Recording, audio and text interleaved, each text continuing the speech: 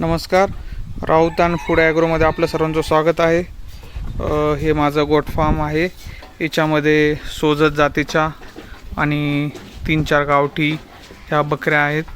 याच्यासाठी आम्ही इथं जमिनीपासून 5 फूटवरती सागाचं फळांचं असं केलेलं आहे. याच्यामध्ये गॅप ठेवलेला आहे, त्याच्यामधून लघवी आणि त्यांचं मूत्र खाली जातं, त्यामुळे जास्त क्लिनिंगला काही त्रास होत नाही. नंतर ह्या प्युअर सोजत जातीची बकरी, हिचं नाव डॉली ठेवलेलं आहे आणि हे तिचं पिल्लू. नंतर ही एक राजस्थानी आहे आणि इकडे ह्या साईडला ह्या आमच्या गावठी बकऱ्या आहे. नंतर ह्या इकडं ही प्युअर सोजत जातीच्या ह्या बकऱ्या आहेत. त्यांना पिण्यासाठी बकेटमध्ये पाणी, त्यांना सकाळी एकदा भरडा जातो, नंतर एकदा दुपारी सुका चारा आणि एकदा संध्याकाळी हिरवा चारा असं दिले जातं. आणि त्याच्यामध्ये आमच्या ह्या बकऱ्यांच्यासाठी हा माझा ब्रीडर म्हणून गोल्या, याचं नाव गोल्या आहे. त्याचं वेट लास्ट टाईम 90+ होतं, पण क्रॉसिंगला त्रास होत होता म्हणून त्यामुळे त्याचं वजन जरा कमी करण्यात आलेलं आहे. आता तो 60 kgचा आहे. आणि मी जेव्हा गोट फार्म चालू केलं होतं तेव्हा 4 बकऱ्या आणि 1 ब्रीडरपासून चालू केलं होतं. त्याच्यानंतर माझी हे सर्व झालेलं आहे. आणि नंतर हा माझा ब्रीडर गोल्या, याला आम्ही बाकीच्या दुसऱ्या बकऱ्यांवर पण क्रॉस करून एक चांगला रिझल्ट आलेला आहे. इथं ही बकरी ब्लॅक कलरची आहे, ही राजस्थानवरून आणली होती मी. तर हिला आम्ही हा ब्रीडर यूज करून त्याचा हा रिझल्ट भेटलेला आहे आम्हाला. हा आता 1.5 महिन्याचा आहे. नंतर यांच्यासाठी स्पेशल पार्टिशन बनवलेलं आहे. इकडे सर्व फिमेल आहे, इकडे ह्या साईडला हे गावठी फिमेल आहे.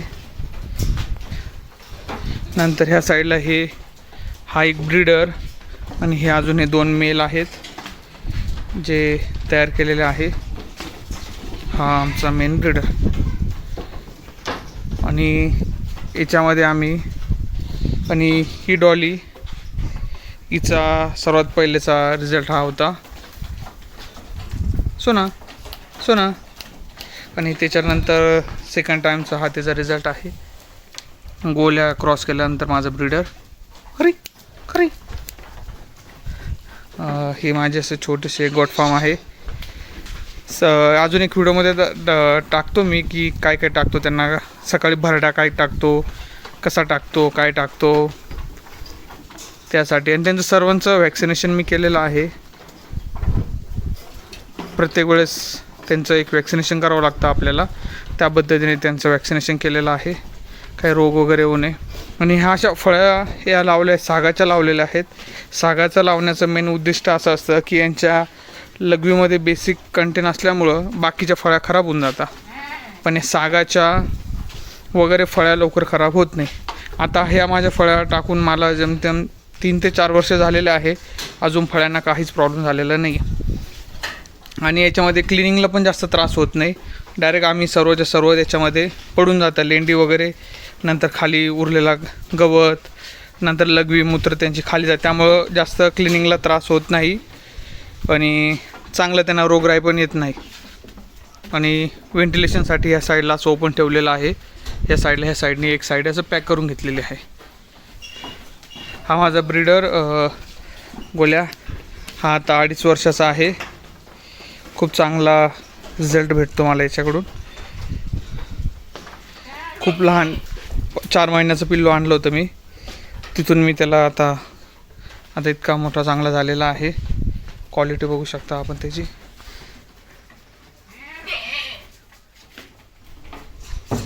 आणि त्याचाच रिझल्ट हे दोघं पण आहेत. नंतर मी अजून एक ही बकरी गावठी, हिला तो गोला क्रॉस केल्यानंतर मला हा रिझल्ट भेटलेला आहे. हाईट वगैरे पण बघू शकता आपण. ही गावठी बकरी, हा 4 महिन्याचा आहे. चांगली हाईट वगैरे भेटलेली आहे याला. माझं चॅनल नवीन आहे, सबस्क्राईब करा, लाईक करा. थँक्यू.